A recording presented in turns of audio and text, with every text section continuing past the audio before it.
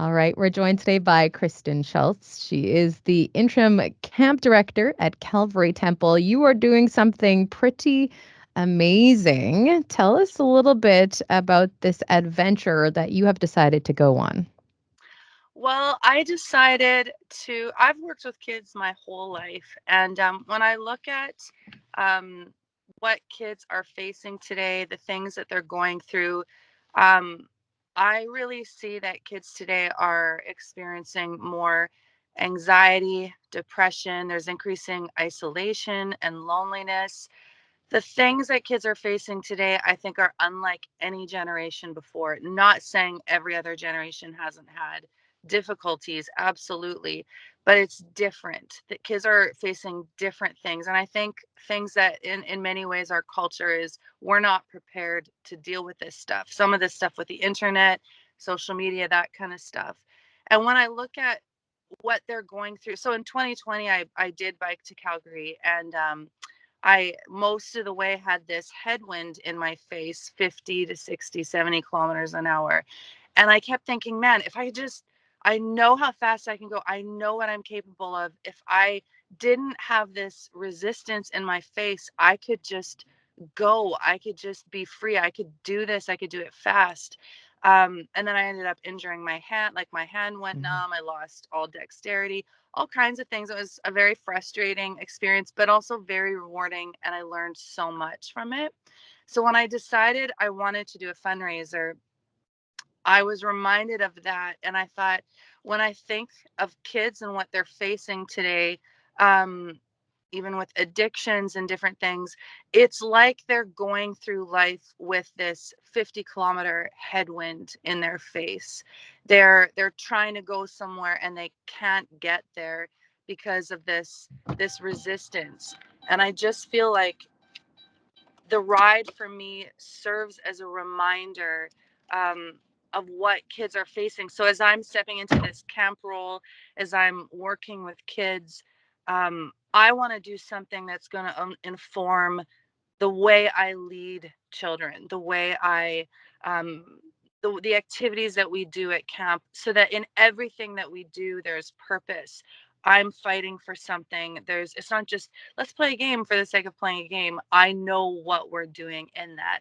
So the ride for me really serves as a reminder of what kids are going through, and it changes the way I lead. Tell us a little bit about this trek. You started in Winnipeg and you're making your way to Calgary. You started off on Saturday, May 25th. Tell us a little bit about how things have been going, how long you expect this to take. Well, on May 25th, if I mean, everybody knows the weather in Winnipeg on Saturday. It was bad. It was like it was amazing because I had a very good friend of mine named Nadine. She rode with me that first day, and she was just like a joy and inspiration. At one point, I could hear her whistling behind me, and I was like, "Oh my goodness, I am not whistling. I'm not there."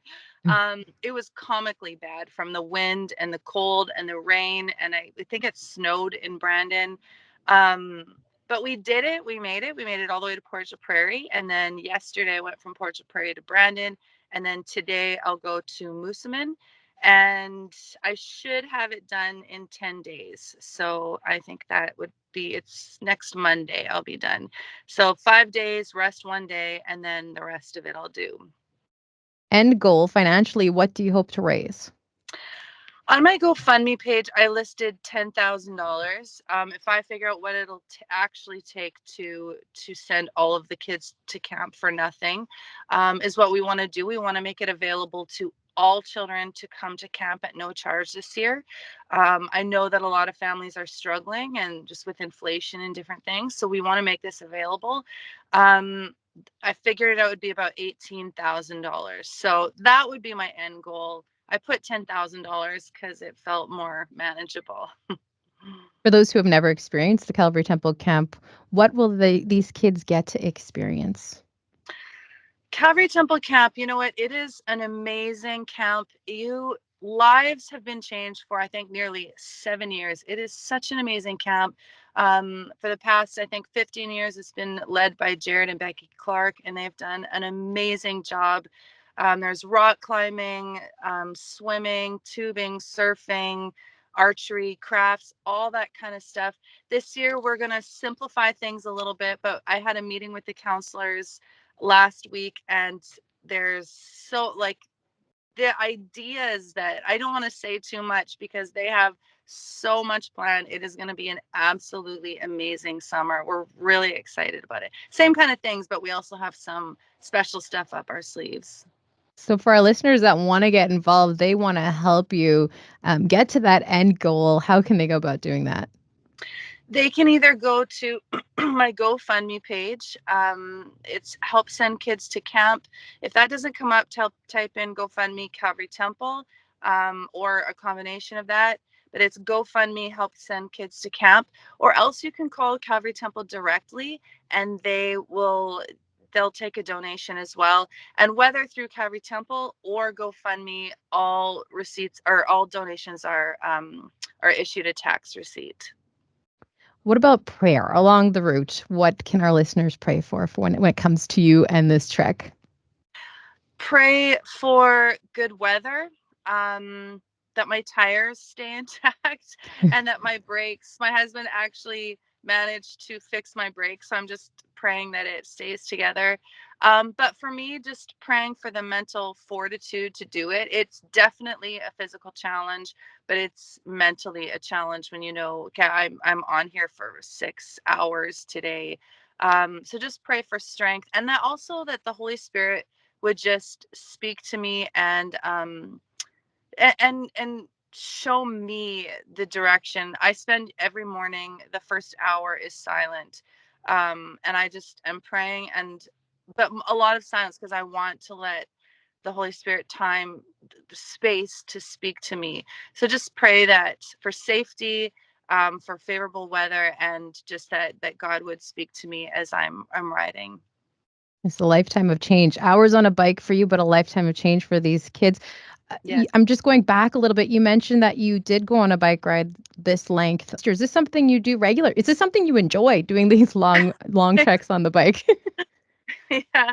Well, it was actually in 2020 I did it. And I did it. I knew the roads would be quiet, and I was supposed to do a ride through Habitat for Humanity, and it got canceled because of COVID.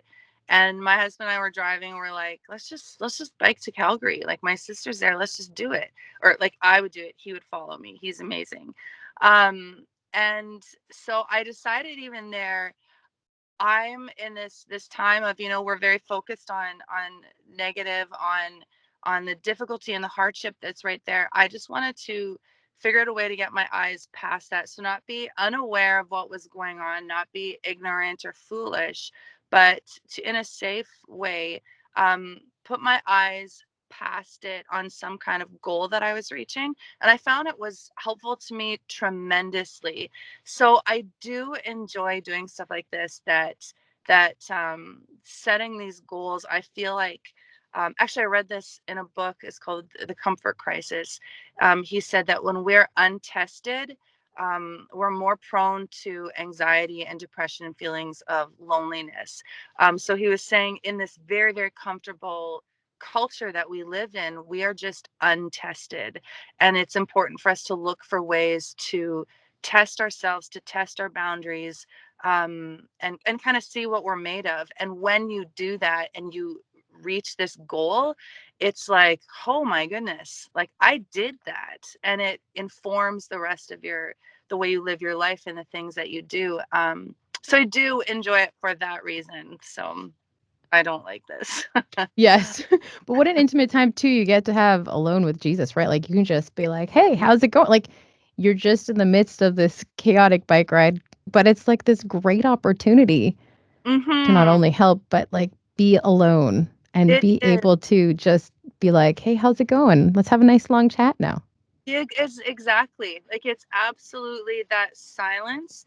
Just kind of even embracing that silence. It is, um last time, like I honestly felt like God spoke to me so much, taught me so many things, because you have room, like there's silence and there's just room for him to speak, and you're out of the chaos of just normal life. So Well, we look forward to chatting with you when you get to the end of this. We'd love to Mhm. catch up with you. And thank you for making time in the middle of your day today. We appreciate it so much. You're welcome. Thanks for having me.